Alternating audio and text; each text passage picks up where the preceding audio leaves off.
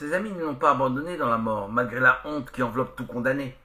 Joseph d'Arimathie, Nicodème, Marie de Magdala et Marie, mère de José, ont su l'entourer de leur affection, avec courage et malgré les risques. Ceux-là n'eurent pas peur de se compromettre. Morts, ils l'entourèrent avec encore de tendresse. Joseph d'Arimathie a acheté pour lui un linceul d'une blancheur immaculée.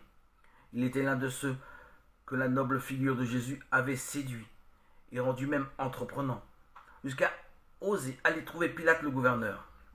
Ainsi, est-ce avec des gestes quasi maternels qu'il reçut le corps de son Dieu et l'enveloppa de son linceul.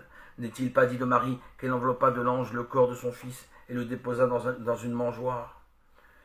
Quant aux femmes, elles regardèrent le monument et comment avait été placé son corps. Luc 23, verset 55. Que ce mot regardèrent en dit long sur l'amour douloureux de ces deux femmes.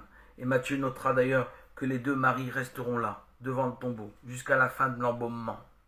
Et encore, après que la pierre ait été roulée pour fermer le tombeau, elles sont toujours là, face au lieu où l'on a déposé le corps de celui qu'elles ont tant aimé. Puis Joseph, ayant roulé une grosse pierre contre l'entrée du tombeau, s'en alla. Il y avait là Marie de Magdala et l'autre Marie, assise en face du sépulcre. Matthieu 28, versets 60 à 61. Et elles passèrent la soirée à préparer des aromates qu'elles portaient aux premières lueurs de l'aube de Pâques pour compléter l'embaumement de Nicodème. Et s'en étant retournées, elles préparèrent des aromates et des parfums, et le jour du Shabbat, elles demeurèrent en repos, selon le précepte. Luc 23, verset 56.